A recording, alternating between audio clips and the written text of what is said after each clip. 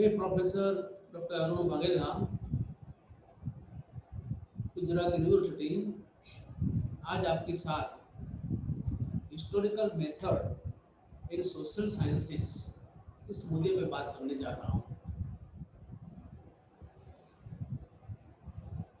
Historical method की बात करें इससे पहले हिस्ट्री एंड अदर डिसिप्लिन या उनका अंतरशास्त्रीय संबंध क्या है उसके बारे में थोड़ी चर्चा करना जरूरी है। हिस्ट्री के बारे में कहा जाता है कि history is a mother of all the social sciences, मतलब इतिहास ये सभी सामाजिक विज्ञानों की माता है। यही बात प्राकृतिक विज्ञानों में भी कहा जाता है कि जो स्थान प्राकृतिक विज्ञानों में गणित शास्त्र का है वही स्थान सामाजिक विज्ञानों में इतिहास का है। मीन्स इतना इम्पोर्टेंट सब्जेक्ट सोशल साइंस और ह्यूमैनिटीज, सोशल साइंसेस यानी समाज विज्ञान और ह्यूमैनिटीज यानी मानव विज्ञानों जिसमें लैंग्वेजेस या भाषाओं का भी समावेश होता है, उसको भी हिस्टोरिकल मेथड या इतिहास की जरूरत पड़ती है। अंतरशास्त्रीय संबंधों के बारे में आजकल ये कहा जाता है कि अंतरशास्त्रीय संबंध में कोई भी सब्जेक्ट या किसी भी डिसिप्लिन वो स्वयंभू नहीं है, ऑटोनोमस नहीं है। मीन्स कोई भी सब्जेक्ट का स्कॉलर विद्वान ये नहीं बोल सकता कि हमारी डिसिप्लिन स्वयंभू है यानी कि ऑटोनोमस है, क्योंकि हर एक सब्जेक्ट को अपना अध्ययन और संशोधन के लिए दूसरे सब्जेक्ट की मदद की जरूरत पड़ती है। वो मदद के बिना कोई भी सब्जेक्ट अधूरा ही लगता है। इस कॉन्टेक्स्ट में, इस भूमिका पे हम हिस्ट्री और अदर सोशल साइंस की बात करेंगे और सोशल साइंसेस में खास तरीके से हिस्टोरिकल मेथड किस तरह किस हद तक काम में आ सकती है उसके बारे में चंद बातें मैं आपके साथ शेयर करना चाहता हूँ। हिस्ट्री या कोई भी सब्जेक्ट आप लीजिए, इस सब्जेक्ट में रिसर्च करने से पहले एक इम्पोर्टेंट बात ये है कि एक अंग्रेजी में शब्द है इंट्रोस्पेक्शन। इंट्रोस्पेक्शन यानी कि आत्मोलक, अपने आप को पहचानना, अपनी जात को पहचानना। मैं ये इंट्रोस्पेक्शन या आत्मोलक या अपने आप को पहचानना ये शब्द प्रयोग जब करता हूँ तो इसका कतई मतलब ये नहीं है कि अध्यात्म और धर्म के संदर्भ में जो बातें कही जाती है, लाइक मैं कौन हूँ, मैं कहाँ से आया हूँ, मुझे कहाँ जाना है, मेरे जीवन का गोल क्या है, वो धार्मिक और आध्यात्मिक संदर्भ में बातें नहीं है। ये जो बातें हैं ये प्योरली एक व्यक्ति जो संशोधक रिसर्चर बनने जा रहा है, वो सोशियोलॉजिस्ट भी हो सकता है, वो साइकोलॉजिस्ट, वो ज्योग्राफर भी हो सकता है, वो स्टूडेंट भी हो सकता है। वो जब अपनी रिसर्च को शुरू करने जा रहा है तब उसको कुछ बातें अपने मन को, अपने आत्मा को पूछनी चाहिए। और आत्मा के साथ उसका जो डायलॉग होता है, अपने हृदय के साथ जो डायलॉग होता है, वो डायलॉग में से जो निकल के बातें आती है उसको आत्मोलक यानी कि उसको इंट्रोस्पेक्शन कह सकते हैं। मीन्स आप पीएचडी कर रहे हो, आप रिसर्च कर रहे हो, तो सबसे पहले अपने आप को पूछो कि ये जो टॉपिक ये जो रिसर्च मैं करने जा रहा हूँ इसके लिए मेरी पात्रता, मेरी कैपेसिटी कितनी है, मैं कितना कर सकता हूँ इसमें मेरे कंफर्ट जोन क्या है, मेरी लिमिटेशंस क्या है, मेरे प्लस पॉइंट क्या है, मेरे माइनस पॉइंट क्या है। तो ये सब बातें हैं कि रिसर्चर को रिसर्च शुरू करने से पहले अपने आप को पूछनी चाहिए। और ये जो बात है उसको एक शब्द में हम बताएं तो इंट्रोस्पेक्शन यानी कि आत्मोलक हम कह सकते हैं। ये सब स्कॉलर को, सब रिसर्चर को ये बात अपने आप को पूछ लेनी चाहिए, जान लेनी चाहिए, और then you can start your work. अब ये इंट्रोस्पेक्शन की बात आई, इसके बाद एक मुद्दा ये आता है कि जो historical method in social sciences, इस शब्द प्रयोग हम जब करते हैं तो सोशल साइंसेस में हिस्टोरिकल मेथड उसका परिचय करने से पहले हिस्ट्री शब्द क्या है? तो हिस्ट्री शब्द का परिचय या हिस्ट्री की डेफिनेशन, उसकी विभावना जो है उसके बारे में थोड़ा हमको जान लेना चाहिए। आजकल हिस्ट्री के बारे में एक ये कहा जाता है कि history is a complete past of mankind, means मानव अतीत, मनुष्य का जो अतीत है, उसका जो पास्ट है, उसका जो भूतकाल है, वो भूतकाल में जितनी भी बातें हुई है it is a part of history. Means आगे के ज़माने में और हिस्ट्री के सिवा जो लोग हिस्ट्री के बारे में सोचते हैं, उनकी एक सामान्य समझ इस प्रकार की होती है कि हिस्ट्री एक पॉलिटिकल मैटर है, उसमें राजा रजवाड़ों की कहानी होती है, कि रानियों की कहानी होती है, बड़े लोगों की बात होती है, कि शहरों की बात होती है। तो ये जो बात है वो हिस्ट्री में आज नहीं है। इसलिए मैं कहता हूँ कि history is a complete past of mankind. Means इसमें पॉलिटिकल मैटर आएगी, इसमें सोशल मैटर आएगी, इसमें इकोनॉमिक मैटर आएगी, इसमें धार्मिक बातें आएगी, इसमें सांस्कृतिक बाबत आएगी। मैं इसमें कहना ये चाहता हूँ कि मनुष्य के जीवन में जितनी भी बातें जुड़ी हुई होती है, ये सब बातें हिस्ट्री के भाग और हिस्ट्री का भाग है, हिस्ट्री का पार्ट है, उसका हिस्सा है। तो इतने एक व्यापक दायरे में, एक व्यापक प्लेटफॉर्म पे हिस्ट्री को आजकल देखा जाता है। जैसे पॉलिटिकल जो मैटर थी, हिस्ट्री को राजा रजवाड़ों की जो बातें अभी तक कही जाती थी, वो आउटडेटेड तो नहीं, उसको नए सिरे से भी देखा जा सकता है। जैसे कंप्लीट पास्ट के फॉर्म में हिस्ट्री को देखा जाता है। और सबसे बड़ी बात वो है कि हिस्ट्री में आजकल उसका जो कनेक्शन है, वो कनेक्शन अपने वर्तमान के साथ और उम्दा जो फ्यूचर है, वो फ्यूचर के साथ भी जोड़ा जाता है। हिस्ट्री ऐसे तो पास्ट की बात है, और वो पास्ट के लिए पास्ट नहीं है। वो पास्ट जो हमारा बना है, वो पास्ट में से उसका हम अध्ययन करते हैं, हम संशोधन करते हैं, तो उसमें से वर्तमान को कुछ मिलता है, वर्तमान को कुछ लेसन मिलता है, कुछ मार्गदर्शन मिलता है। और ये जो लेसन और मार्गदर्शन है, वो मार्गदर्शन हमको उम्दा या उज्जवल भविष्य के लिए हमको प्रेरित कर सकता है, उसके लिए हमको मार्गदर्शित कर सकता है। तो ये हिस्ट्री का एक रोल है। दूसरी बात यह है कि हिस्ट्री में जब हम बात करते हैं तो इसमें चार बातें इंपॉर्टेंट है जब हिस्ट्री शब्द हम यूज करते हैं। हिस्ट्री कब बनती है? एक, history is matter of past, ये अतीत की एक घटना है, अतीत में जो भी घटा है, बना है, उसके बारे में हिस्ट्री में बात होती है। और इतना काफी नहीं है, हिस्ट्री में चार बातें इंपॉर्टेंट है। एक समय, दूसरा है स्थान, तीसरा है घटना, और चौथा है पर्सन यानी कि व्यक्ति। समय, स्थान, व्यक्ति और घटना, चार जो बातें हैं, उसके बिना हिस्ट्री नहीं हो सकती। समय मीन्स आप कोई भी हिस्ट्री की घटना ले लो तो तुरंत ही हम बोलेंगे कि ये घटना कब बनी थी। स्थान, ये घटना कौन से स्थान पे बनी थी, वो घटना कौन सी थी, और साथ में वो घटना, उसका सर्जक कौन था, उसका क्रिएटर कौन था।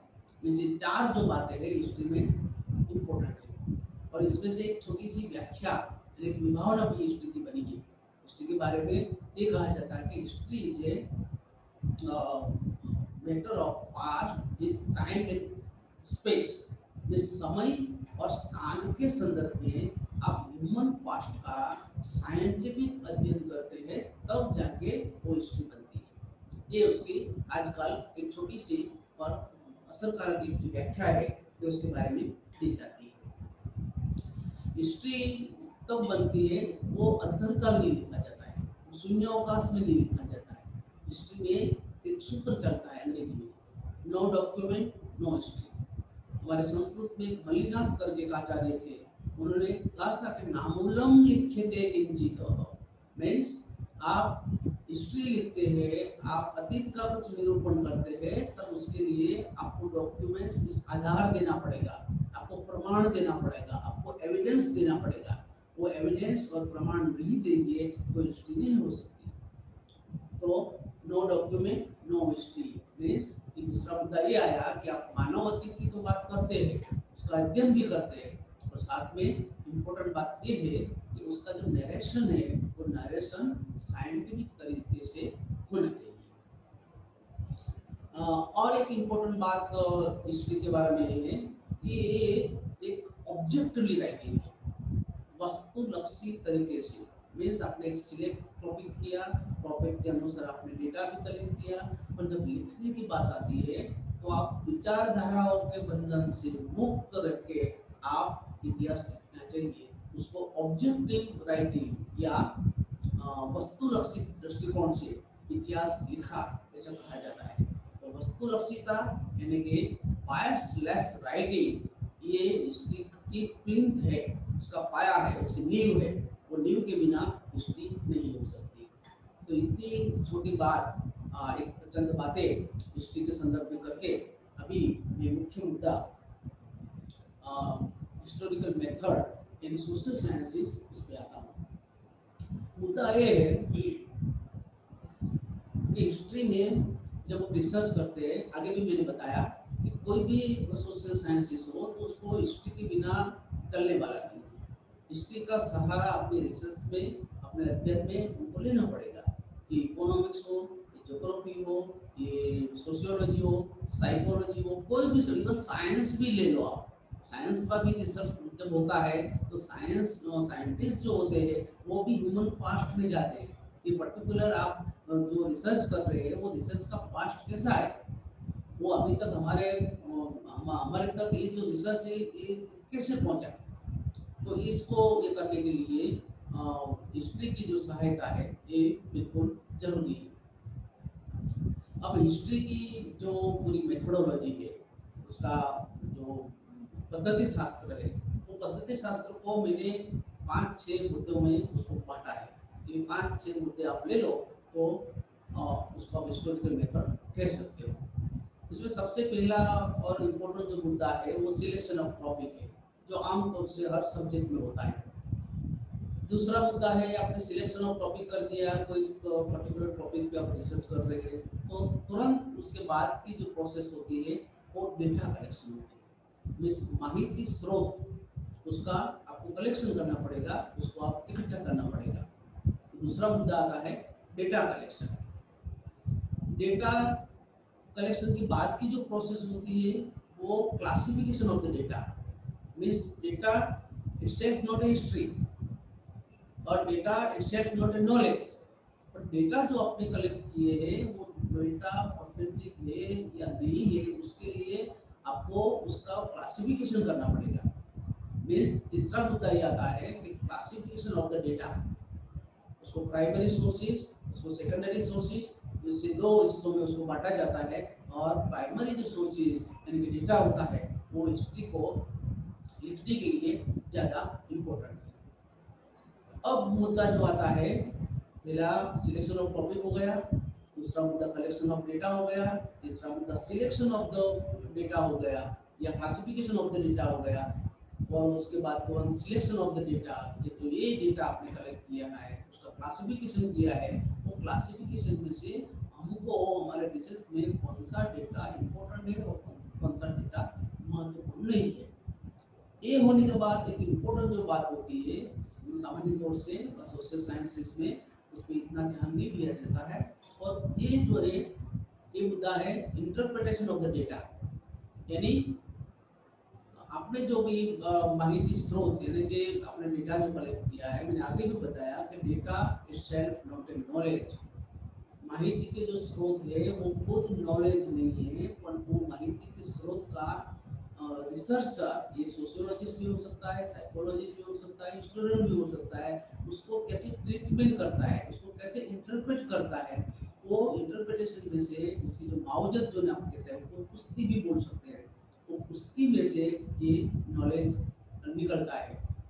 तो ये चौथा या पांचवा मुद्दा है कि इसमें से interpretation of the data that is more important. और अंतिम जो मुद्दा होता है वो रिपोर्ट राइटिंग यानी कि अहवाल लेखन।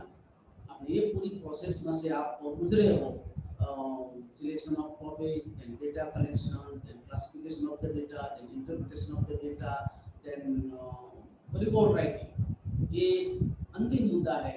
जैसे 4-5 मुद्दों को आप साथ में जोड़ लो उसको बारी बारी, तो ये हिस्टोरिकल मेथड बनती है। अब उसको हम जरा डिटेल में उसको देखने का प्रयास करते हैं।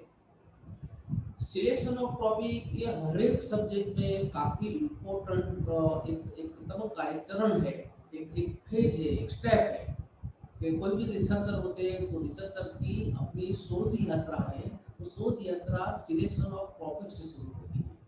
और सिलेक्शन ऑफ टॉपिक ये सही ढंग से नहीं होगा तो पूरे आपके रिसर्च का जो टेन्योर है, आपका जो समय है, वो समय दरमियान आपको कुछ न कुछ भुगतना पड़ेगा। इसीलिए हमारी हिस्ट्री में कुछ जो हमारे सीनियर प्रोफेसर इतिहासकार हैं वो ये कहते हैं कि हिस्ट्री में सिलेक्शन ऑफ टॉपिक करना मीन्स अपनी शादी के लिए वर पसंदगी या कन्या पसंदगी करना जैसा है। शादी में आप कन्या पसंदगी और वर पसंदगी में इतना ध्यान नहीं दोगे तो वो जो आपका काम है वो सही ढंग से नहीं होगा।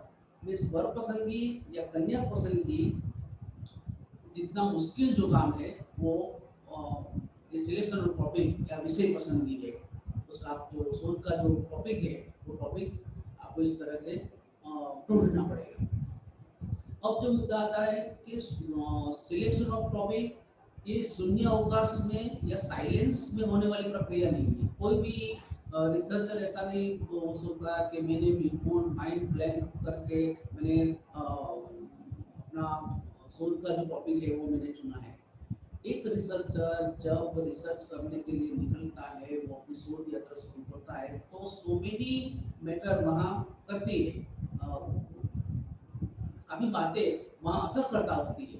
लाइक एक रिसर्चर जब रिसर्च करता है तो रिसर्च के टॉपिक की सिलेक्शन में उसकी ज्ञाति या उसकी कास्ट असर करती है, उसका धर्म असर करता है, उसकी जाति असर करती है, उसका जेंडर असर करता है, उसकी रीजनलिटी यानी कि प्रादेशिकता असर करती है, उसकी नेशनलिटी असर करती है, उसकी आइडियोलॉजी असर करती है। मीन्स इतनी बातें जो होती है वो बातें उसको टॉपिक को सिलेक्शन करने में साइलेंसली, मीन्स कभी कभी तो उनको पता भी नहीं होता है कि मैं इस मुद्दे को ध्यान में रख के अपना रिसर्च मैंने किया है। तो ये सब जो बातें हैं वो असर करता फैक्टर्स है, एक इफेक्टिव फैक्टर्स है जो एक संशोधक को अपने रिसर्च को टॉपिक सिलेक्शन में मदद करता होती है। अब आप रिसर्च करते हैं तो क्या क्या बातें ध्यान में रखते हैं? तो हिस्ट्री का आदमी हो, हिस्ट्री का रिसर्चर हो तो एक महत्वपूर्ण मुद्दा ये है कि आपको अवर कंसल्ट विद पास्ट, हिस्ट्री की जो कंसल्ट है उसकी जो निस्बत है वो निस्बत पास्ट के साथ है, अतीत के साथ है, भूतकाल के साथ है। तो हमको सबसे पहले क्या देखना पड़ेगा कि अवेलेबिलिटी या माहिती स्रोतों में डेटा की उपलब्धि कितनी है। आप जो टॉपिक सिलेक्ट किया है वो टॉपिक आप सिलेक्ट करते हो तो उसमें डेटा आपको कितना मिलेगा। तो पहले सबसे पहले ये जान लेना चाहिए कि ये टॉपिक मैंने सिलेक्ट किया, इसमें डेटा कहाँ उपलब्ध है। ये लोकल लेवल पे उपलब्ध है, स्टेट लेवल पे उपलब्ध है, नेशनल लेवल पे उपलब्ध है, इंटरनेट के माध्यम से उपलब्ध है। तो ये सब बातें हैं बारीकी से एक इतिहासकार को, एक संशोधक को उसको देख लेना चाहिए। दूसरी और इम्पोर्टेंट बात वो ये है कि changing style of the research, changing pattern of the research. एक हिस्टोरियन या कोई भी सोशल साइंस का जो रिसर्चर होता है उसको एक बात ये भी ध्यान में रखनी चाहिए कि you are going to be contribution in the knowledge field. आप नॉलेज के फील्ड में कुछ कंट्रीब्यूशन, कुछ योगदान या प्रदान करने जा रहे हो। तो आपको ये भी जानना चाहिए कि जो मेरा सब्जेक्ट है सोशियोलॉजी है, इकोनॉमिक्स है या साइकोलॉजी या हिस्ट्री है, तो हिस्ट्री में नई तरह के न्यू पैटर्न क्या है रिसर्च की, कौन कौन से नए मुद्दे पर लोग रिसर्च कर रहे हैं, कौन कौन से पर्सपेक्टिव है, कौन कौन से नए अभिगम है, कौन कौन सी नई बातें हमारे सब्जेक्ट पे निकल के आ रही है। तो ये सब बातें है कि हिस्टोरियन को, एक रिसर्चर को ध्यान में रखनी चाहिए। वरना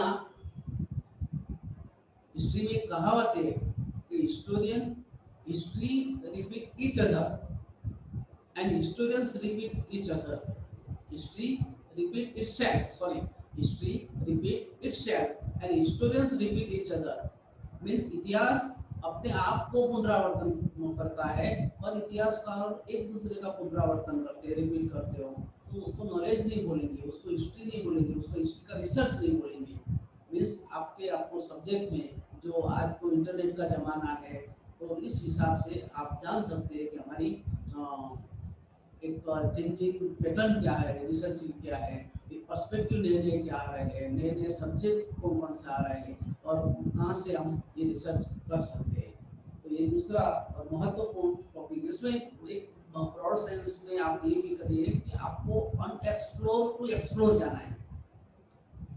कोई भी सब्जेक्ट हो तो इसमें सो मेनी अनएक्सप्लोर एरिया होते हैं, तो ये अनएक्सप्लोर एरिया है, वो अनएक्सप्लोर एरिया को आपको पकड़ना है और अनएक्सप्लोर एरिया को पकड़ के उसको एक्सप्लोर करना है, उसको रिसर्च करना है। ये जो बातें हैं वो हिस्ट्री में और कोई भी सोशल साइंस में इम्पोर्टेंट बनती है।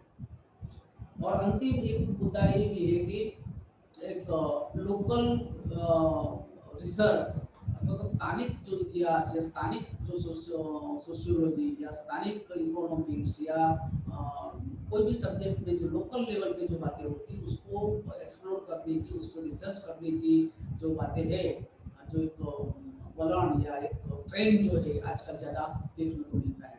तो ये भी इसके मापदंड या क्राइटेरिया है। एक रिसर्चर जब रिसर्च करने जाता है तो उसका एक क्राइटेरिया ये होता है कि ये सब बातें उसको जान लेनी चाहिए कि अवेलेबिलिटी ऑफ द डेटा, माहिती स्रोत कितने उपलब्ध होंगे। दूसरा उसकी चेंजिंग पैटर्न क्या है रिसर्च की, ये जान लेना चाहिए। और आप उसको कंट्रीब्यूट क्या करना चाहते हैं वो भी आपको जानना चाहिए। इस इतना जो मुद्दे लेकर आप रिसर्च के फील्ड में आप एंट्री कर सकते हैं। अब एक इम्पोर्टेंट मुद्दा ये आता है कि आपने रिसर्च का टॉपिक तो सिलेक्ट कर लिया, तो साथ में इतनी इम्पोर्टेंट बात ये है कि अदर सोशल साइंस में एक शब्द प्रयोग होता है, वो शब्द प्रयोग होता है उसको बोलेंगे review of literature. Review of literature means आपने जो टॉपिक पसंद किया है वो टॉपिक के संदर्भ में आपको रिव्यू ऑफ लिटरेचर करना है। हम हिस्ट्री में उसको हिस्टोरियोग्राफी बोलते हैं। हिस्टोरियोग्राफी मीन्स आप जो टॉपिक लेके एक टॉपिक और काम करने जा रहे हैं, आप एक रिसर्च करने जा रहे हैं, तब मुद्दा ये आता है कि आपने जो रिसर्च करने जा रहे हो उसमें इस फील्ड में आपसे पहले किन किन लोगों ने अपना योगदान दिया है, उन्होंने रिसर्च किया है। लाइक मैं एक एग्जाम्पल के द्वारा इसको क्लियर करने का प्रयत्न करूंगा। लाइक 1857 का संग्राम या 1857 की क्रांति अब एक बहुत बड़ी घटना थी आधुनिक भारतीय इतिहास में। उसका अभ्यास मात्र स्टूडेंट्स करते हैं ऐसा नहीं है, सोशियोलॉजिस्टों ने भी काफ़ी उसका अभ्यास किया है, साथ में इकोनॉमिक्स और लोगों ने भी, इवन साहित्य के जो स्कॉलर है, संशोधक है, उन्होंने भी 1857 के साहित्य के दृष्टिकोण से उन्होंने किया है कि कैसे हाउ 1857 रिफ्लेक्टेड इन लिटरेचर, ऐसे भी स्टडी होते रहते हैं। तो हिस्ट्री में जब मान लो कि एक टॉपिक हमने पसंद किया 1857 और उसका कुछ हमने एक माइक्रो लेवल पर उसका टॉपिक चयन किया 1857 इन गुजरात या 1857 इन अहमदाबाद या 1857 इन सौराष्ट्र, तो सबसे पहली बात यह है कि उसका रिव्यू ऑफ लिटरेचर या उसकी हिस्टोरियोग्राफी देख लीजिए। हिस्टोरियोग्राफी मीन्स कि अभी तक किन किन लोगों ने 1857 पे एक बड़े पैमाने एक मॉडल रूप, एक रोल मॉडल रूप काम किया है। तो ये सब बातें आपको जाननी चाहिए, उसका स्टडी करना चाहिए। तो हिस्ट्री की हम बात करें तो आर सी मजूमदार है, सुरेंद्रनाथ सेन है, एक अंग्रेज अधिकारी थे मालेसन, उन्होंने 1857 पे लिखे। गुजरात में देखे तो प्रोफेसर अखिल धारिया ने 1857 में काफ़ी अच्छा काम किया है। एक हमारे विष्णुभाई पंड्या गुजरात साहित्य अकादमी के अध्यक्ष, उन्होंने 1857 में लिखा है। काफ़ी लोगों ने 1857 पे अपनी कलम चलाई है। मीन्स आप जब काम करने जा रहे हैं तो आपको ये सब जो बातें हैं, ये जो अभी तक 1857 के बारे में लिखा गया है, वो सबको जानना चाहिए। और सबसे इम्पोर्टेंट बात ये है कि आप क्या कॉन्ट्रीब्यूट करना चाहते हैं। ये लोगों ने लिखा, अस्सी मजूमदार ने लिखा, एस.एन. सेन ने लिखा, मालेसन ने लिखा, विष्णुभाई पंड्या ने लिखा, आर.के. धारिया साहब ने लिखा, ये सब ने लिखा, पर आप क्या करना चाह रहे हैं। तो रिव्यू ऑफ लिटरेचर या हिस्टोरियोग्राफी में हम ये बोलते हैं, हम ये समझते हैं कि इसको आपको सिर्फ एक नरेशन, एक ब्यौरा नहीं देना है, आपको सिर्फ उसका डिस्क्रिप्शन नहीं दिया कि ये सब इन इसने किया है, और उनका आपको प्लस माइनस देखना है, उसको आपको क्रिटिकली एग्जामिन करना है कि उन्होंने कैसे काम किया है, उनका प्लस पॉइंट क्या है, उनकी माइनस पॉइंट क्या है, और मैं क्या करने जा रहा हूँ। तो इस हिसाब से आपको ये जो रिव्यू ऑफ लिटरेचर या हम हिस्ट्री के जिसको इतिहास लेखन या हिस्टोरियोग्राफी बोलते हैं, वो आपको करना पड़ेगा। इसमें एक बात ये है कि आजकल एक बात चल रही है कि रिसर्च जो है वो गतिशील नहीं होना चाहिए, वो प्रगतिशील होना चाहिए। लाइक हम एक एग्जांपल दे, टॉप यानी कि भमरड़ा गुजराती में जिसको बोलते हैं, वो भमरड़ा जब घूमता है तो उसको हम गतिशील बोलते हैं, वो प्रगतिशील नहीं है। उसका रीजन क्या है, तो एक ही जगह पे घूमता रहता है, वो सब जगह पे नहीं घूमता है। तो आपका जो रिसर्च है, ये जो रिव्यू लिटरेचर कर रहे हैं और कोई भी रिसर्च हो, उसमें गतिशीलता होनी चाहिए। गतिशीलता नहीं हो, गतिशीलता के साथ प्रगतिशीलता होनी चाहिए, प्रोग्रेसिव रिसर्च होना चाहिए। तो ये मुद्दा भी इसमें इम्पोर्टेंट है।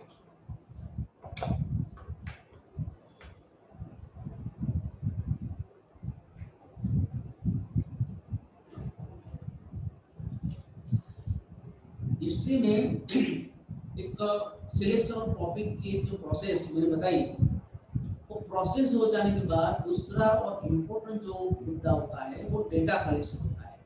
डेटा कलेक्शन मीन्स आपने जो सिलेक्शन किया है टॉपिक का, वो सिलेक्शन के मुताबिक आपको अपने रिसर्च में कौन कौन से माहिती स्रोत यानी कि डेटा आपको काम लग सकते हैं। अब जब मैं हिस्ट्री में डेटा की जब बात करता हूँ, तो हमारा तो टाइम की कोई लिमिट ही नहीं है। जब से मनुष्य जीवन की शुरुआत हुई, मनुष्य ने जीवन जीना शुरू किया, तब से लेकर आज तक की जो कंटेंट है, वो कंटेंट हिस्ट्री का कंटेंट बनता है। तो इसमें आर्कियोलॉजिकल डेटा भी आएंगे, उसमें एपिग्राफिकल डेटा भी आएंगे, इसमें पुराने डॉक्यूमेंट्स भी आएंगे, इसमें आर्कियोलॉजी भी आएगी, उसमें लिटरेचर भी आएंगे, इसमें पीरियोडिकल्स भी आएंगे, इसमें ओरल स्टडीज भी आएगा। मीन्स ये सब हिस्ट्री के डेटा है। आगे मैंने बात की इस तरह से, नो डॉक्यूमेंट नो हिस्ट्री, नामूलम लिखे थे किंचित। इस हिसाब से हिस्ट्री में डेटा को उसका सोल बोला जाता है। Data is the soul of history, उसकी आत्मा है, हार्ट है। और ये हृदय रूप जो डेटा होता है, वो डेटा के बिना इतिहास नहीं लिखा जाता है। तो वो जो डेटा है, वो डेटा की कलेक्शन की जो प्रोसेस है, ये प्रोसेस इतिहासकार को या सोशल साइंटिस्ट को शुरू करनी चाहिए। इसमें महत्वपूर्ण बात ये है कि हिस्ट्री की जो कंसर्न है, और concern with the past, means वर्तमान के साथ हमारी इतनी कंसर्न नहीं है, as per concern to data collection. ऐसे तो कंसर्न है, जैसे मैंने बताया कि वो वर्तमान के लिए हम लिखते हैं, फ्यूचर में एक आशास्पद जीवन के लिए हिस्ट्री का उपयोग होना चाहिए, वो सब बातें तो है। और उसकी डेटा कलेक्शन की जो प्रोसेस होती है, वो प्रोसेस में मोस्टली 5 में से डेटा जुटाए जाते हैं। आर्कियोलॉजी, हड़प्पी संस्कृति हो तो आपको लोकल है, घोड़ा मिला है, और ऐसे जो आर्कियोलॉजिकल साइट है, वहाँ से आपको डेटा जुटाना पड़ेगा। कुछ एपिग्राफ्स है, कुछ कॉइन्स है, कुछ शिलालेख है, कुछ पुराने दस्तावेज है, वो दस्तावेज को आपको करने चाहिए। और इस तरह से आपको हिस्ट्री का डेटा आप जुटा सकते हैं। वो काफ़ी डिफिकल्ट प्रोसेस है। एक एग्जांपल देना मैं आपको चाहूँगा। एक हमारे आधुनिक भारत के बड़े इतिहासकार जिनका नाम था सर जगन्नाथ सरकार, बेसिकली वो जी professor of English, Calcutta university में अंग्रेजी पढ़ाते थे। और इतना जरूरी नहीं है कि हिस्ट्री के साथ आप BA, MA और PhD की हो तभी आप अच्छा इतिहास लिख सकते हैं। ऐसे काफ़ी स्कॉलर्स हैं तो जिनकी डायरेक्ट डिसिप्लिन हिस्ट्री नहीं थी, फिर भी उन्होंने हिस्ट्री में अपना बहुत बड़ा कॉन्ट्रीब्यूशन दिया है। लाइक जगन्नाथ सरकार अंग्रेजी के प्रोफेसर थे। ऐसे ही बड़े इतिहासकार जिनका नाम है DB गोस्वामी, दामोदर धर्मानंद गोस्वामी, उन्होंने भी वो खुद मैथमेटिशियन थे, गणित शास्त्री थे, फिर भी एंशिएंट इंडियन हिस्ट्री में उन्होंने बहुत बड़ा कॉन्ट्रीब्यूशन दिया है। इस तरह GS सरदेसाई, गुजरात में देखे तो रत्नमणि और छोटे, वो तो कपड़े के व्यापारी थे और मद्रास में अपनी कपड़े की दुकान थी। तो कपड़े का व्यापार करते करते उन्होंने गुजरात का ऑथेंटिक इतिहास लिखा था। उनका शंकर शास्त्री भी ऐसे इतिहासकार नहीं थे। हरिप्रसाद शास्त्री बहुत बड़े दिग्गज इतिहासकार, वो भी डायरेक्टली हिस्ट्री के साथ बीए एमए या किसी भी अभ्यास के हिसाब से वो जुड़े हुए नहीं थे, फिर भी उन्होंने बहुत बड़ा कॉन्ट्रीब्यूशन किया। पर मैं बात कर रहा था सर जदुनाथ सरकार। जदुनाथ सरकार की डेटा कलेक्शन की एक प्रोसेस वो काफी इंटरेस्टिंग है, मॉडल रूप है, और उसका उदाहरण यहाँ मैं देना चाहूँगा। उन्होंने एक किताब लिखी जिसका नाम है हिस्ट्री ऑफ औरंगजेब। वो 4 भाग में किताब है, और संस्कृत भी किताब आई, उसका हिंदी अनुवाद भी हुआ है। वो किताब जब वो लिख रहे थे तो उन्होंने काफी छानबीन की। काफी छानबीन means sky is the limit. वो तो रशियन भी जानते थे, अंग्रेजी भी उनकी थी, सम एक्सटेंट नो मराठी, थोड़ी दूसरी भाषा भी वो जानते थे। उनको पता चला कि ये जो रिसर्च मैं कर रहा हूँ वो सब रशियन सोर्सेज पे डिपेंड है। मीन्स औरंगजेब का इतिहास में से मुगल कालीन इतिहास है, तो वो सब जो डेटा मिलेगा आपको रशियन लैंग्वेज में मिलेगा। तो जदुनाथ सरकार को ये जानने की इच्छा हुई कि इस समय का जो हिंदू वो जो मानस था, वो हिंदू जो डेटा था वो किस तरह का था। और उनको पता चला कि जयपुर में, राजस्थान में एक ब्राह्मण परिवार है। वो ब्राह्मण परिवार के पास मुगल युग की, मुगल समय की एक पुरानी एक टेक्स्ट, एक पोथी है, गुजराती में उसको पोथी। ये पोथी उनको लगा कि ये एक इम्पोर्टेंट सोर्स है मेरे रिसर्च के लिए। तो उन्होंने विजिट किया उस ब्राह्मण के पास। तो ब्राह्मण परिवार को मिले और उनको बताया कि ये रिसर्च में करने जा रहा हूँ, उसमें आपके घर में जो संग्रहित जो पोथी है वो मेरे लिए काफी इम्पोर्टेंट है। तो ब्राह्मण परिवार ने उनके सामने कंडीशन रखा कि ये जो पोथी पढ़ने के लिए आपके पास 2 पात्रता होनी चाहिए। क्राइटेरिया 2 है, 2 बातें आप में हो तो ही आप इस पोथी को आप रिसर्च कर सकते हैं। पहला मुद्दा ये है कि शुड बी ब्राह्मण, आप ब्राह्मण होना चाहिए। और दूसरा है कि आप पोथी पढ़ोगे तो पोथी में एक शब्द भी आप नरेट नहीं करोगे, उसको लिखोगे नहीं। आपको सिर्फ यहाँ पढ़ना है और पढ़ना है, पढ़ने के अलावा कुछ नहीं करना है, उसको फोटोस्टेट भी नहीं करना है, उसको लिखना भी नहीं है। जदुनाथ सरकार ने दोनों कंडीशन उन्होंने स्वीकार की। उनको एक दरस थी, उनको एक लगन थी कि मैं कुछ कंट्रीब्यूट करने जा रहा हूँ जो करना चाहिए। और उन्होंने ये 2 कंडीशन स्वीकार करके अपना काम शुरू किया। वो हर रोज जाते थे वो ब्राह्मण के घर, वहाँ पढ़ते थे, पूरा दिन पढ़ते रहते थे। 10-15 दिन 20 दिन तक उन्होंने पोथी पढ़ी, ऊपर नीचे से पूरी छान मारी। तो जदुनाथ सरकार की विशेषता ये थी कि वो पूरा दिन काम करते थे और शाम को आके उन्होंने पूरा दिन जो उन्होंने ग्रहण किया था वो पोथी में से, वो घर आके सीधा उसको नरेट कर लेते थे, उसको लिख लेते थे। इस तरह 15-20 दिन तक जो उन्होंने मानसिक बौद्धिक जो व्यायाम किया, वो व्यायाम में से उन्होंने वो सीधा ट्रांसफॉर्म किया वो पोथी में से अपने घर में। जैसे उनकी कंडीशन ये थी कि वहां नहीं लिख सकते, तो घर आके तो लिख सकते। तो घर आके उन्होंने पूरा लिख दिया। अब प्रश्न ये आया कि वो ब्राह्मण परिवार, उन्होंने कुछ सालों के बाद वो पोथी को ओपन फॉर ऑल कर दिया कि अब कोई भी उसको पढ़ सकते हैं, उसकी पात्रता कोई भी उसको लिख भी सकते, उसको फोटोस्टेट भी कर सकते हैं। तो जदुनाथ सरकार के जो स्टूडेंट्स थे, तो स्टूडेंट ने उसकी कंपैरिजन की कि ओरिजिनल जो पोथी थी उसके शब्द और उसका कंटेंट, और जदुनाथ सरकार ने जो नरेट किया था वो दोनों में कितनी समानता है। तो उसमें काफी समानता मिलती है। तो ये भी बोलते थे कि उसमें अल्प विराम यानी कि कोमा का भी डिफरेंस नहीं था, फुल स्टॉप का डिफरेंस भी नहीं था। इस वो पोथी में जो दर्ज किया गया था वही बात जदुनाथ सरकार की अपनी डायरी में यही लिखा गया था। मैं इसमें कहना ये चाहता हूँ कि एक रिसर्चर आज जदुनाथ सरकार का दाखला मैं क्यों दे रहा हूँ, और भी इतिहासकार है और भी रिसर्चर है, तो वो किसी का दाखला इतना मेरी जीप पे नहीं आया, पर तुरंत एक आइडियल, और रिसर्च में भी आमतौर से एक आइडियल के संदर्भ में बात होती है। लल्लू पंजू या छोटे मोटे जो होते हैं उसका दाखला ऐसे लेक्चर में नहीं दिया जाता है। तो जदुनाथ सरकार का दाखला इसलिए दिया जाता है कि history is a role model for us, हमारे लिए एक उदाहरण रूप इतिहासकार है, उन्होंने ये काम किया। और ये कोई भी फील्ड में हो सकते हैं, आप पॉलिटिक्स ले लो, आप सोशल रिफॉर्मर ले लो, या आप उद्योगपति ले लो, तो उसमें भी दाखिले आप दे सकते हैं। मान लीजिए इकोनॉमिक्स में आप बात कर रहे हो, आप बिजनेसमैन की, तो आप धीरूभाई अंबानी की बात करेंगे, आप पॉलिटिक्स की बात करेंगे तो अटल बिहारी वाजपेयी, मनमोहन सिंह, नरेंद्र मोदी की बात करेंगे, उसको छोटे मोटे पॉलिटिशियन की बात नहीं करेंगे। तो ये आइडियल के संदर्भ में रिसर्च में भी बात होनी चाहिए। जदुनाथ सरकार के बारे में एक बात और ये है कि उन्होंने जो इतिहास लिखा, it was a border line of the Maratha history and Mughal history. आप 17वीं और 18वीं शताब्दी ले लो हिंदुस्तान के इतिहास की, तो वहाँ मुगल एरा एंड हो रहा है और मराठा इतिहास, मराठा एरा शुरू हो रहा है। तो उनको ये भी लगा कि मैं ये जो इतिहास लिख रहा हूँ इसमें पर्शियन सोर्सेज और रीजनल सोर्सेज के साथ मुझे मराठी सोर्सेज भी देखने चाहिए, और मराठी भाषा में मुगलों के बारे में क्या लिखा है वो भी मुझे जानना चाहिए। उनको मराठी नहीं आती, तो उन्होंने एक दूसरे इतिहासकार जिनका नाम था गोविंद सखाराम सरदेसाई, जिसको संक्षिप्त में हम G.S. सरदेसाई के नाम से जानते हैं, वो हमारे बड़ौदा में भी महाराजा सयाजीराव गायकवाड़ के मिश्रा में भी उन्होंने काम किया था। उनके साथ उन्होंने दोस्ती की। दोस्ती इस मतलब की थी कि जदुनाथ सरकार पर्शियन भाषा के स्कॉलर थे, निष्णात थे, एक्सपर्ट थे, और G.S. सरदेसाई वो मराठी भाषा के निष्णात थे, एक्सपर्ट थे।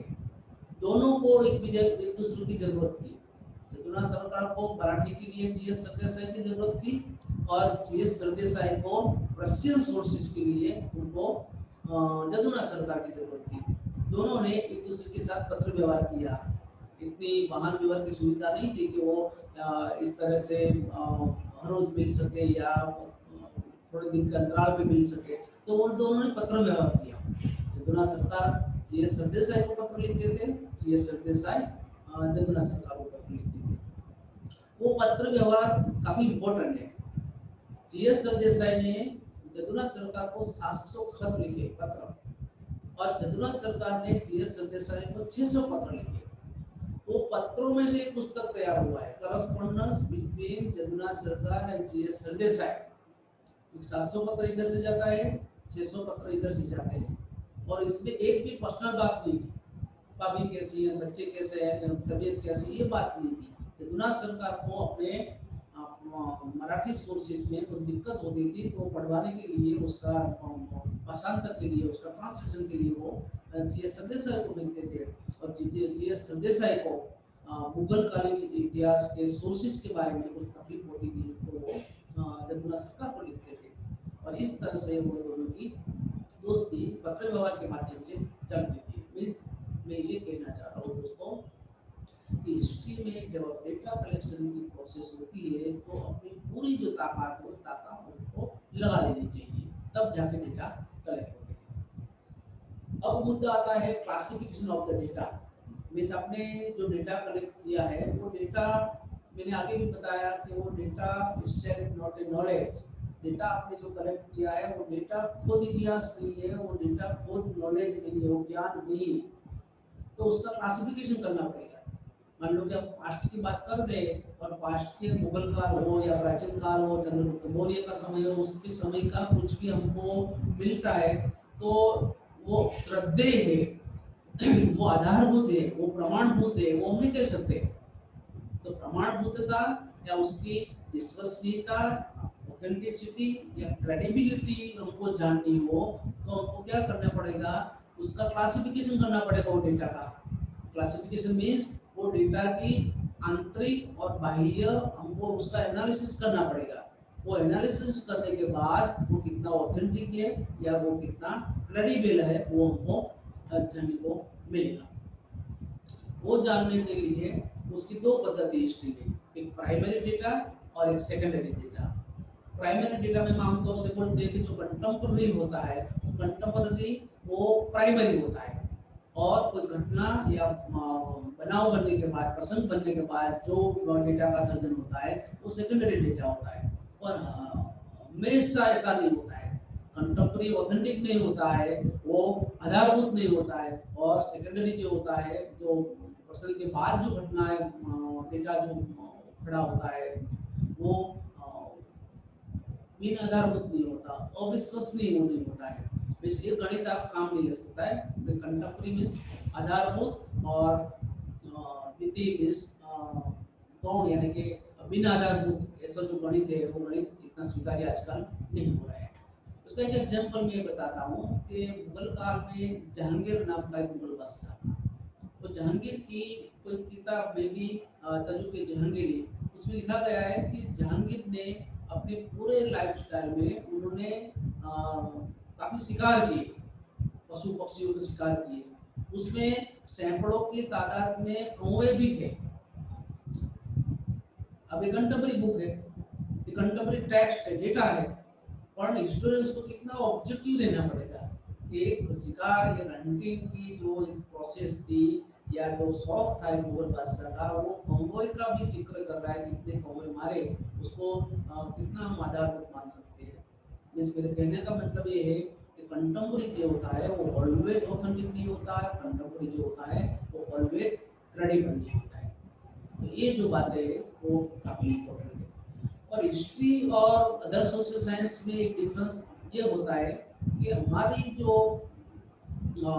डेटा और एक प्राइमरी डेटा की जो बात हम करते हैं, तो प्राइमरी डेटा जो होता है वो हम मोस्टली एपिग्राफ्स, आर्कियोलॉजिकल एविडेंसेस से, पुराने डॉक्यूमेंट्स होते हैं, कुछ पीरियोडिकल्स होते हैं, ये सबको हम प्राइमरी डेटा मानते हैं।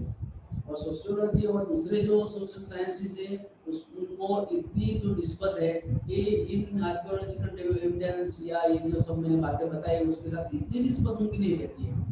पर फिर भी एक डिफरेंस है कि आप जो डेटा को प्राइमरी मानते हैं उसको हिस्टोरियन प्राइमरी डेटा नहीं मानते हैं, और आप जिसको सेकेंडरी डेटा मानते हैं उसको हिस्टोरियन सेकेंडरी डेटा नहीं मानते। तो ये एक प्राइमरी जो डिफरेंस है वो डेटा के संदर्भ में स्टूडेंट्स और अदर सब्जेक्ट के जो स्कॉलर्स होते हैं उसके बीच में रहता है।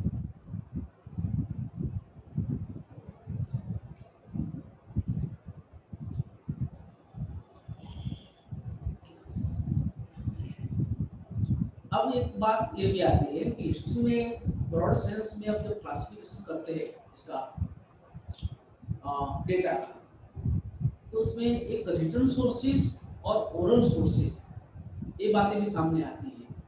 रिटन सोर्सेज मीन्स कोई एक घटना बनती है, कुछ इंसिडेंट बनता है, उसके आजू बाजू और उसके बाद में उसके बारे में जो लिखा जाता है उसको हम रिटन सोर्स बोलते हैं। और दूसरा जो उसका प्रकार है वो ओरल डेटा होता है।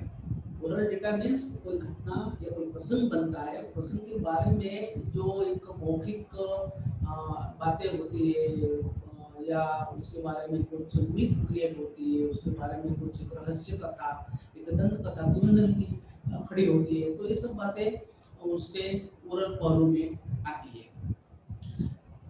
आज से 15-20 साल पहले, 25 साल पहले जो हिस्टोरियंस या इतिहास को जो रिसर्च करने वाले जो लोग होते हैं वो रिटर्न जो सोर्सेज होते हैं वो रिटर्न सोर्सेज को ज़्यादा ऑथेंटिक मानते हैं, और ओरल जो डेटा होते हैं वो ओरल डेटा को इतना महत्व नहीं देते थे। उसकी वजह ये थी कि ओरल जो डेटा है उसकी श्रद्धेयता कितनी, उसकी ऑथेंटिसिटी कितनी, उतनी क्रेडिबिलिटी कितनी। यहाँ एक बहुत महत्वपूर्ण बात ये है कि इंडिया एक ऐसा कंट्री है जिसके बारे में ये कहा जाता है कि India is a country there orality rule over the textuality. Bharat एक ऐसा देश है कि जहाँ लिखित परंपरा पे मौखिक परंपरा रूल करती है, यानी कि राज करती है। मीन्स मैं ये भी कहना चाहता हूँ कि रिटर्न जो होता है वो हमेशा श्रद्धेय नहीं होता है, वो सत्य नहीं होता है, और ओरल जो होता है वो कुछ भी हो वो झूठा नहीं होता, वो गलत नहीं होता है। ओरल में रिटर्न में जब हम लिखते हैं तो मैंने एक छोटा सा एक मॉडल भी बनाया है कि भारत एक ऐसा देश है, हिंदुस्तान एक ऐसा देश है कि यहाँ जब कंसर्न विद हिस्ट्री, तो हिस्ट्री के बारे में मैं एग्जाम्पल देना चाहूँगा कि कोई भी घटना बनती है, प्रसंग बनता है, उसका इंसिडेंट बनता है, तो वो सब नरेशन में नहीं होता, वो रिटर्न फॉर्म में नहीं आता है। कुछ भी मान लो आप, आज भी इतना इंटरनेट है, मीडिया है, व्हाट्सएप है, फलाना ढिकना, ट्विटर है, ब्लॉग है, तो जितनी भी घटना हिंदुस्तान में बनती है वो सब डायरेक्ट नहीं होती। दूसरी बात ये है कि जो भी घटना होती है उसके बारे में जो लिखा जाता है वो इतना श्रद्धेय नहीं होता, प्रमाणभूत नहीं होता। और एक साइकोलॉजिकल मैटर ये होती है कि आदमी इंसान जब बोलता है तब वो साफ दिल का होता है, अपने मन में जो होता है वो बोल देता है। और लिखते समय रिटर्न फॉर्म जब होता है वो डायरेक्शन का, तब वो संभाल संभाल के लिखता है।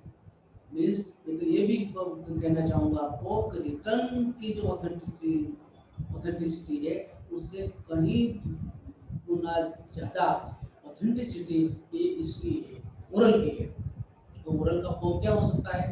इंटरव्यूज हो सकता है, उसका फील्ड वर्क हो सकता है, उसका आप जियोमेट्री भी कर सकते हैं, उसका क्या बोले उसको फील्ड वर्क भी कर सकते हैं। ऐसे काफ़ी पहलू है। और आजकल स्टूडेंट्स की जो निस्बत है, उनकी जो श्रद्धा है, ये सब बातों में बढ़ती जा रही है। वो रिटर्न के साथ साथ ओरल जो डेटा है उसको सपोर्टिव डेटा के तौर पर नहीं मानते। वो रिटर्न की जितना ही इम्पोर्टेंट ओरल डेटा को भी देते। मीन्स मतलब ये हुआ कि ओरल को भी आप एक तो मद्देनजर रख के अपना अपना रिसर्च आपको करना चाहिए। हमारे हिंदुस्तान में अभी ये पहुंचा है 15-20-25 साल से। और पहले कैलिफोर्निया यूनिवर्सिटी में 1937 में ओरल हिस्ट्री का एक डिपार्टमेंट था। और अमेरिकन प्रमुखों की, उनके प्रेसिडेंट की जितनी भी बायोग्राफीज लिखी गई वो बायोग्राफी में इसका काफी उपयोग किया गया है, ओरल डेटा का। वो इंटरव्यूज, फील्ड वर्क, लोगों के साथ बातचीत, साक्षात्कार करके वो सब बायोग्राफी लिखी गई है। यानी ये श्रद्धेय है, ये ऑथेंटिक है। हिंदुस्तान में भी इतने दाखले हैं। कभी तो ऐसा भी लगता है कि कोई कोई रिसर्च की तो बुनियाद या उसकी शुरुआत, उसकी नींव जो है वो ओरल डेटा से पड़ती है। यहाँ मैं एक दाखला, एक उदाहरण देना चाहूँगा आपको। उदाहरण प्रोफेसर कुमार सुरेश सिंह का है। प्रोफेसर कुमार सुरेश सिंह प्रोफेसर तो नहीं थे, पर उन्होंने अपनी जो शुरुआत है वो शुरुआत यूपीएससी से की थी उन्होंने।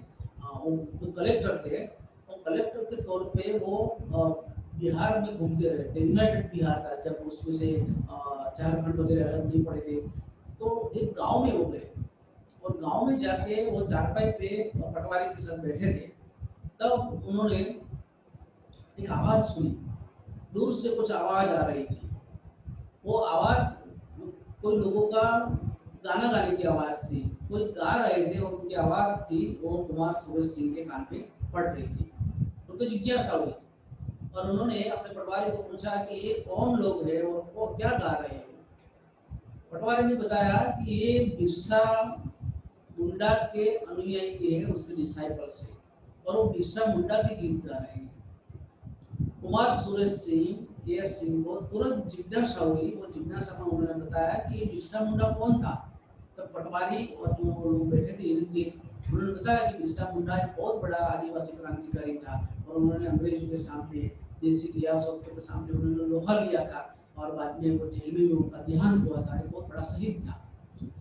कुमार सुरेश सिंह को काफी जिज्ञासा हुई कि इतनी 70-80 साल हो गए और बाद में भी एक आदिवासी नायक अपनी परंपरा में वो जिंदा रह सकता है, तो उस समय उसका कितना दबदबा होगा, उसने कितना बड़ा कंट्रीब्यूशन किया सोशल ट्रांसफॉर्मेशन में।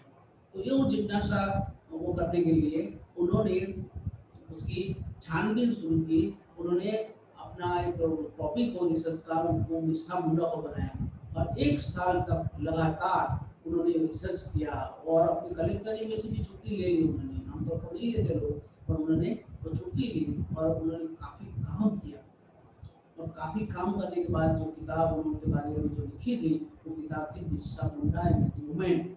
महाश्वेता देवी जैसी बड़ी जो स्कॉलर, साहित्यकार, उन्होंने भी वॉइस ऑफ जंगल नाम की जो नॉवेल लिखी, वो नॉवेल का जो आधार है ये कुमार सुरेश सिंह का Birsa Munda and his movement है।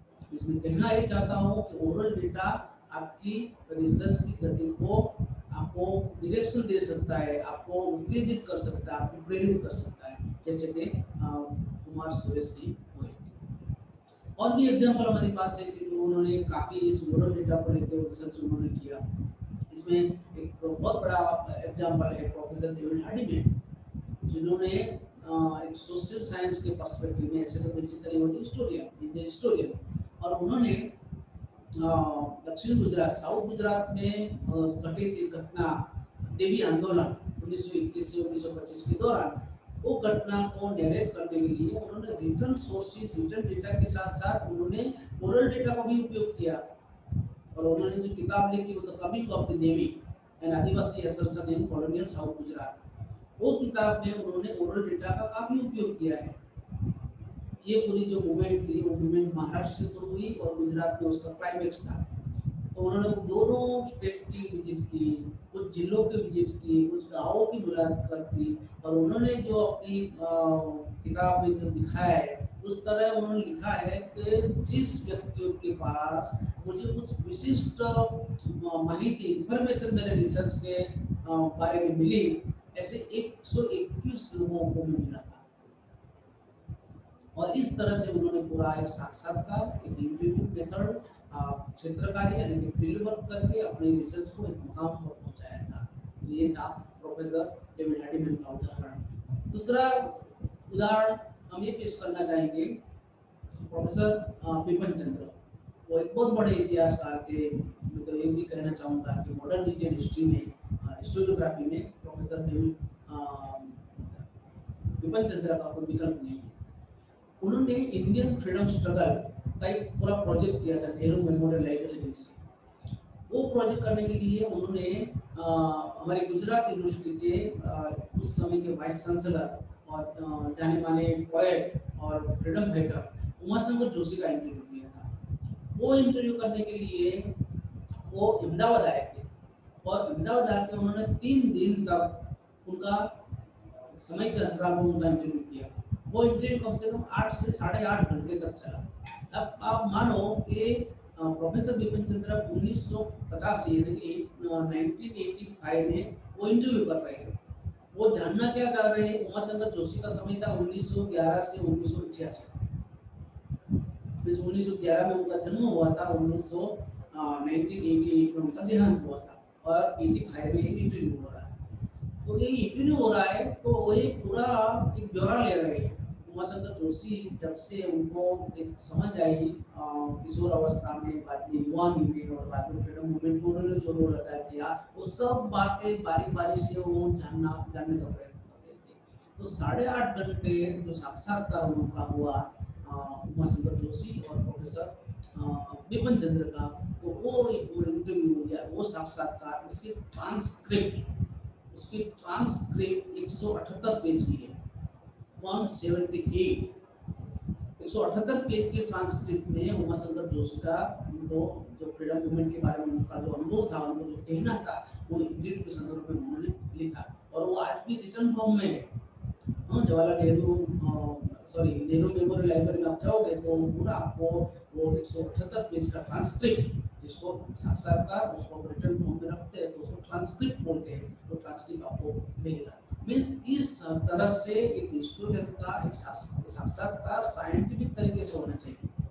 तो ये बात प्रोफेसर डेविड हार्डिमैन के संदर्भ। और भी उदाहरण या दाखला हम दे सकते हैं, समय की मर्यादा में हम उसको लिमिटेड करते हैं। मीन्स मैं कहना ये चाहता हूँ कि हिस्ट्री में या सोशल साइंस में जितना इम्पोर्टेंट रिटर्न सोर्सेस या रिटर्न डेटा होता है, इतना ही इम्पोर्टेंट ओरल डेटा भी होता है।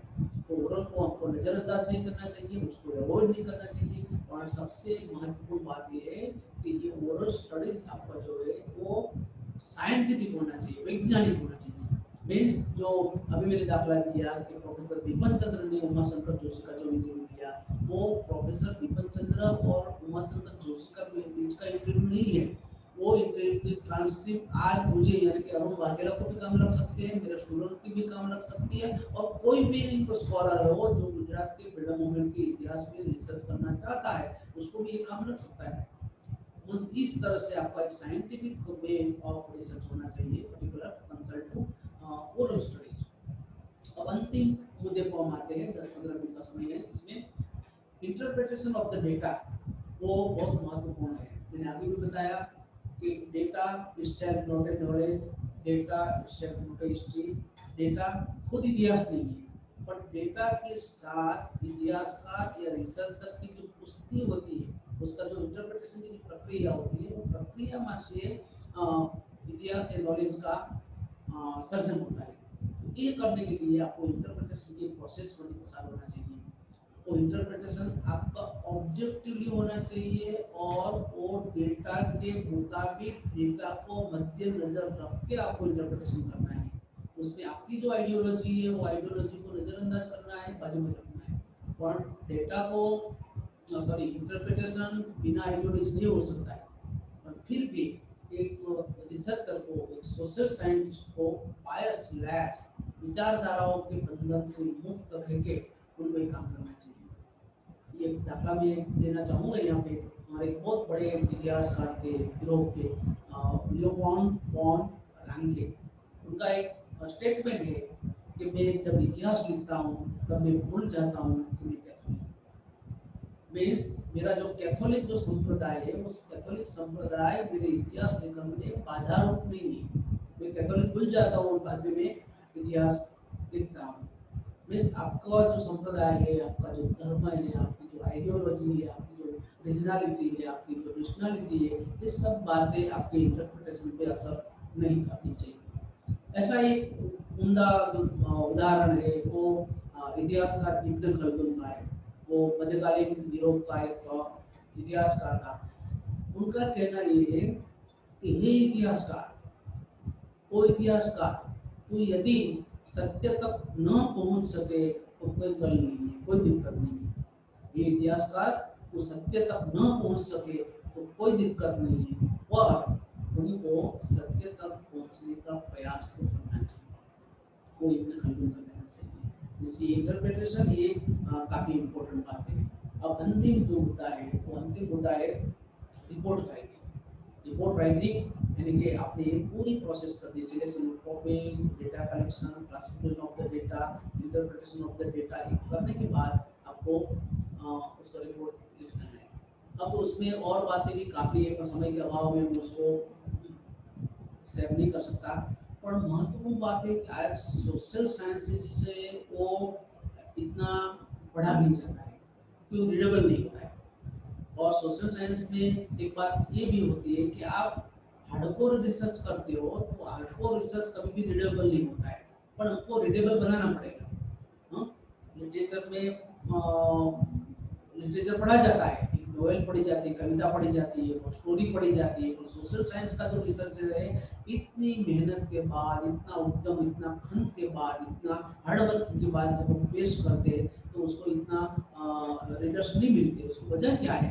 तो वे ऑफ प्रेजेंटेशन, हमारी भाषा, हमारी स्टाइल, हमारी लैंग्वेज इतनी होनी चाहिए, वो रीडेबल होनी चाहिए कि उसको एक आपका जो पाठक है, आपका जो रीडर है, उसको लगता है कि ये जो रिसर्चर है, ये जो इतिहासकार है, सोशियोलॉजिस्ट मेरे साथ बात करना चाहता है। वैसे डायलॉग होना चाहिए रीडर और ऑथर के बीच में। इस मकाम पर हम जब सोशल साइंस को लाएंगे तब लगता है कि नॉलेज जो वर्ल्ड है उसमें सोशल साइंस का कुछ बात बनेगी, उसका कुछ इम्पोर्टेंस बढ़ेगा। उसमें बहुत सारी और भी बातें जुड़ी होती है कि रिपोर्ट राइटिंग आप करें तो उससे पहले आपका एक टाइम मैनेजमेंट भी होना चाहिए। टाइम मैनेजमेंट मीन्स आप पीएचडी करते हो तो 3 साल का 5 साल का समय होता है, तो उसको डिवाइड कर दो कि इतना समय मुझे रिव्यू ऑफ लिटरेचर में लेना है, इतना समय डेटा कलेक्शन में लेना है, इतना समय मुझे उसका इंटरप्रिटेशन में लेना है, और इतना समय हमको रिपोर्ट राइटिंग में लेना है। रिपोर्ट राइटिंग तो बहुत छोटी बात है। बहुत छोटी बात इसलिए है कि आपको ये जो प्रोसेस में आप पूरी गंभीरता से काम करेंगे, सिलेक्शन ऑफ टॉपिक से लेकर selection of data, data collection वगैरह, तो भाषा जो है और रिपोर्ट राइटिंग हो तो सोशल साइंटिस्ट की गुलाम है। भाषा जो होती है वो इतिहासकार या सोशल साइंटिस्ट की गुलाम होती है कि आप इतनी हार्डवर्किंग से आप अपना काम करोगे और बाद में अंतिम तौर पे 1-2-3 महीने में आप उसको लिखने बैठेंगे तो कलम तो बहुत गुजराती बोल दो कहा नहीं बनी અને તમારી કલમ ઉપર ઉતરી આવે છે। पर इसमें बात महत्वपूर्ण ये है कि आपको एक पूरी प्रोसेस है और प्रोसेस में जी जान आपको लगा देना पड़ेगा। ये जी जान से आप डेटा कलेक्शन, इंटरप्रिटेशन वगैरह करेंगे तब आप जाके आपका जो रिपोर्ट राइटिंग है वो बहुत आसान होगा। उसमें नोट टेकिंग वगैरह जो मुद्दे होते हैं वो भी इम्पोर्टेंट होते हैं। मीन्स कुल मिला के मैं कहना ये चाहता हूँ कि रिपोर्ट राइटिंग जब सोशल साइंस की होती है तो उसको एक स्टाइल में रखना पड़ेगा, एक लैंग्वेज, रीडेबल लैंग्वेज फॉर्म में उसको रखना पड़ेगा, तब जाके आपकी जो बात है ये लोगों तक पहुँचेगी। अंत में मैं सिर्फ स्टूडेंट्स के लिए नहीं, इतिहास के संशोधन के लिए नहीं, पर सभी तरीके के जो संशोधक होते हैं उनके लिए एक प्रेरणादायी एक पैराग्राफ में पढ़ के मेरी बात को पूरी करूँगा। वो बात है एडवर्ड गिबन नाम के इतिहासकार ने दी है। एडवर्ड गिबन, उन्होंने किताब लिखी decline and fall of Roman Empire. Decline and fall of Roman Empire 5 भाग में किताब है और उसमें उन्होंने लिखा है कि हे इतिहास में इतिहासकार को अपने इतिहास रूपी अपने इतिहास रूपी खेत का उसका कल्टीवेशन, इतिहास रूपी खेत का कल्टीवेशन बिना किसी अपेक्षा को करना चाहिए। इतिहासकार को अपना इतिहास रूपी खेत का कल्टीवेशन बिना किसी अपेक्षा से करना चाहिए। उसको इतिहासकार को तात्कालिक रूप से किसी भी फल की अपेक्षा नहीं रखनी चाहिए। उसको तात्कालिक इमीडिएटली किसी भी प्रकार के फ्रूट की फल की अपेक्षा नहीं रखनी चाहिए। उसके काम में दम होगा, इतिहासकार या रिसर्चर के उसके काम में दम होगा तो एक दिन उसकी कदर अवश्य होने वाली है। उसके काम में दम होगा तो एक दिन उसकी कदर अवश्य होने वाली है।